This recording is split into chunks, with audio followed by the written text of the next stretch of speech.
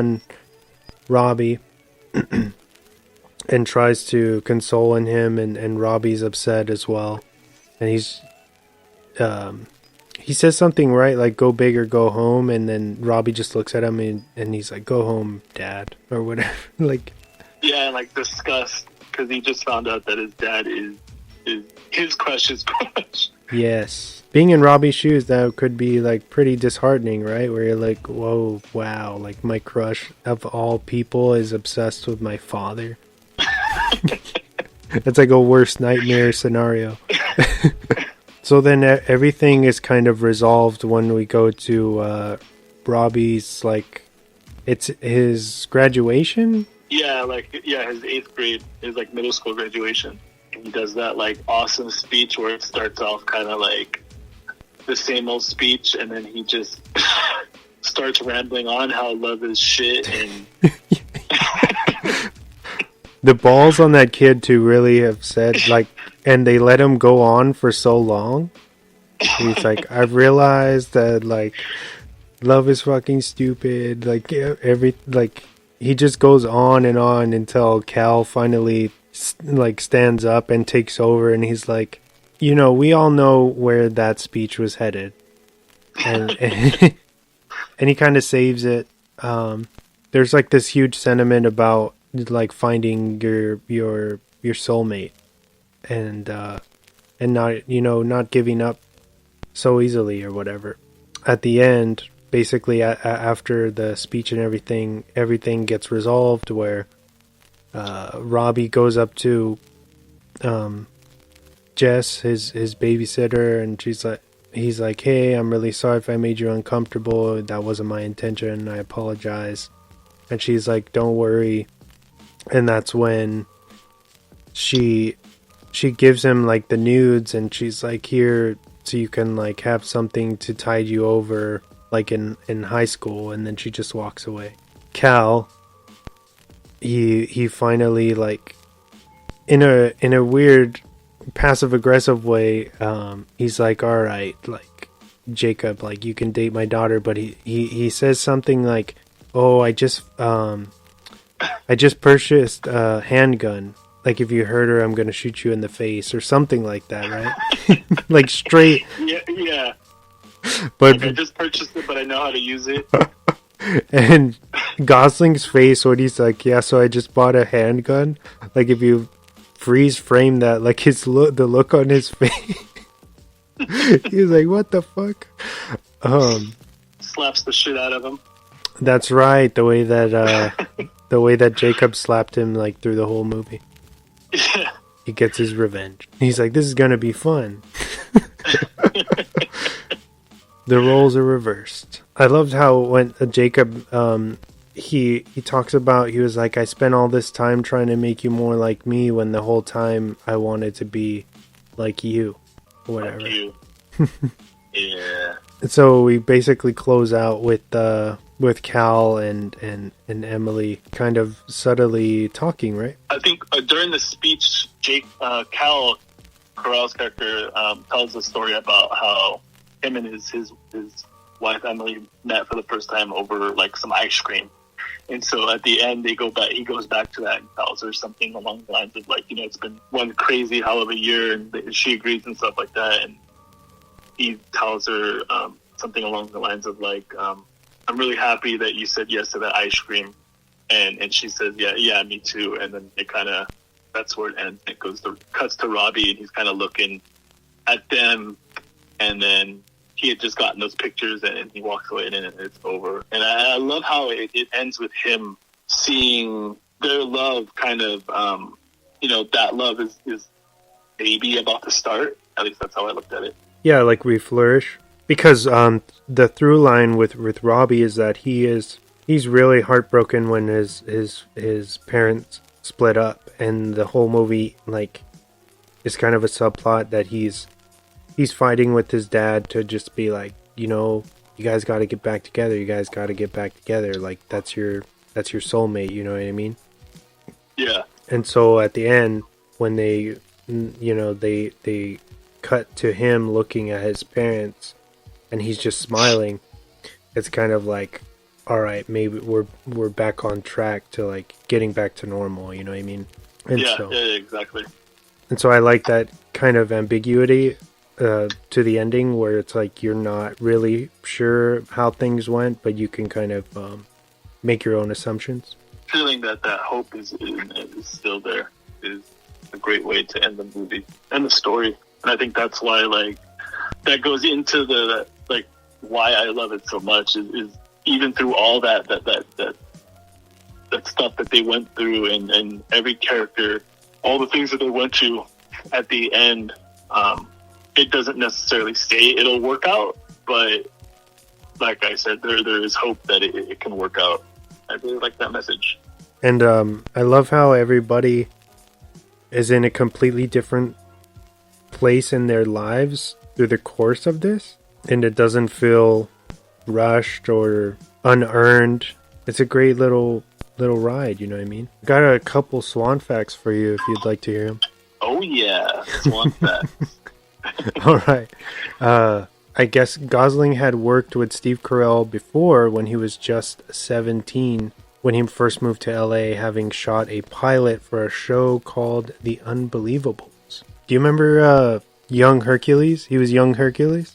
Oh shit, that's right. You just unlocked a memory I forgot I had.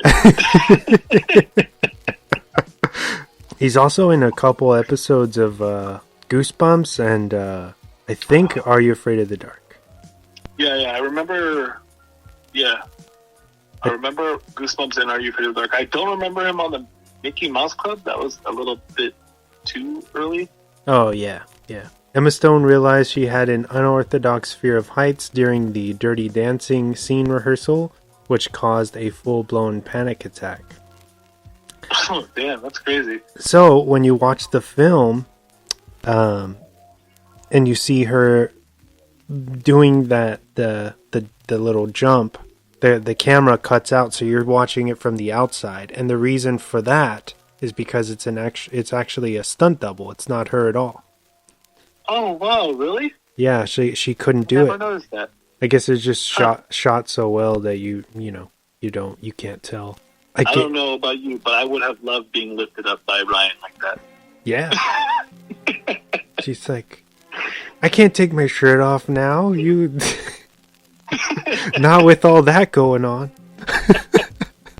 She later, in an interview, she said that that fear came from when she was a little girl. You remember those crazy ass dangerous jungle gyms that we used to have in elementary? Like the ones that were like out of like metal and like yes. In the summer they like 300 degrees. Yes.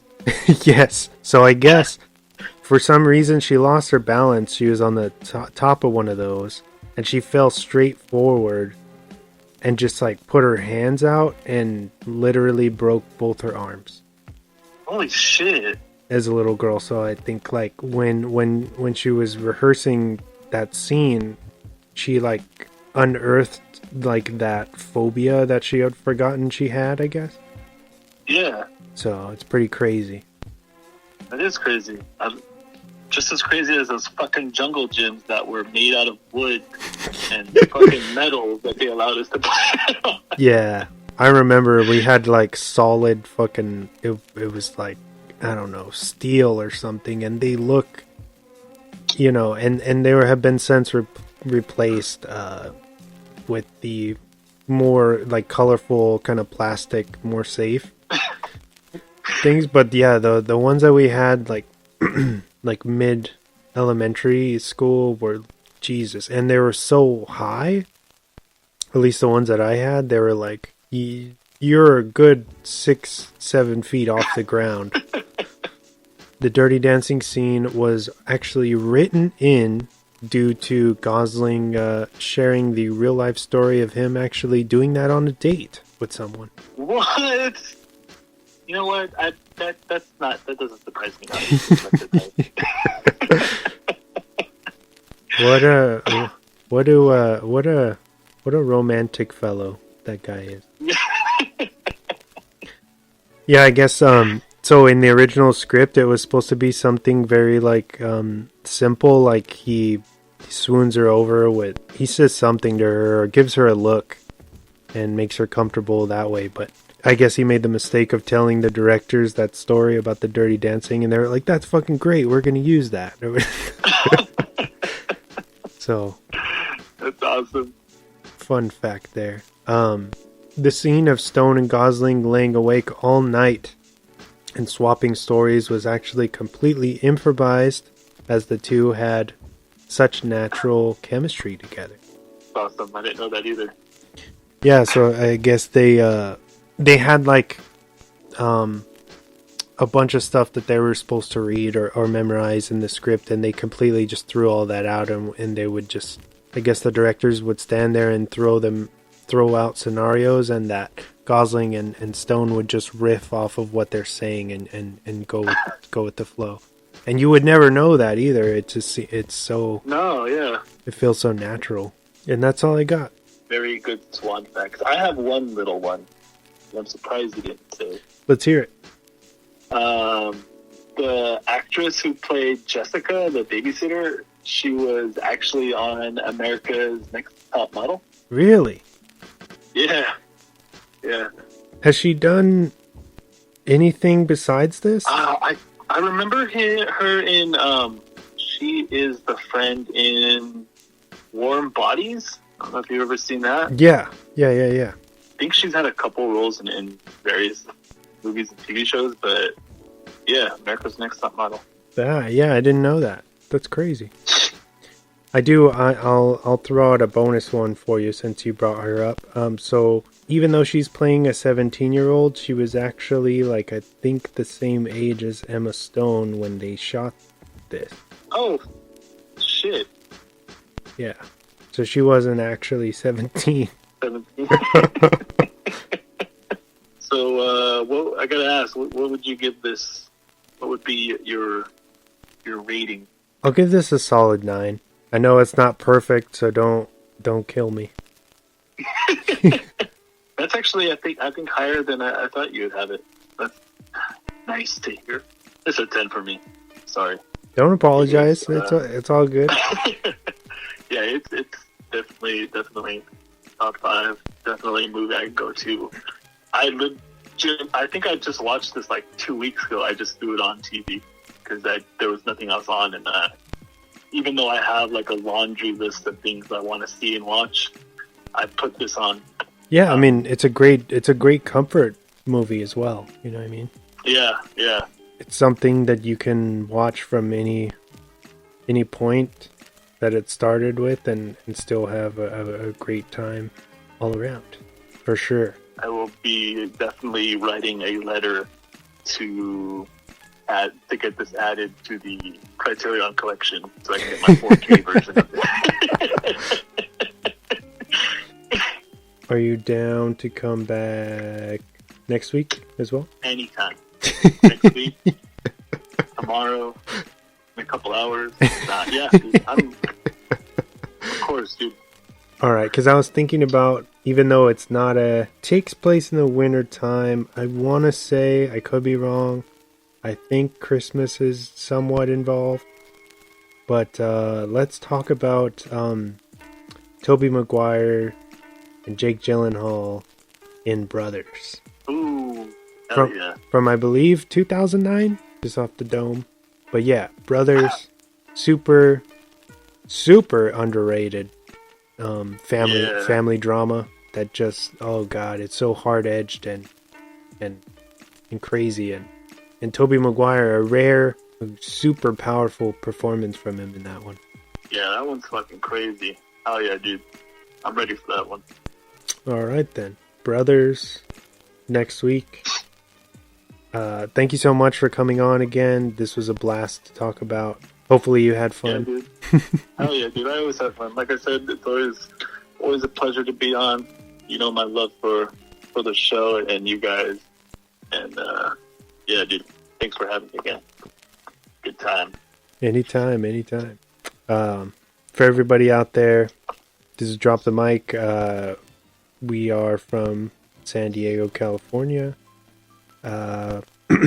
if you're stumbling upon this episode, please check us out. We have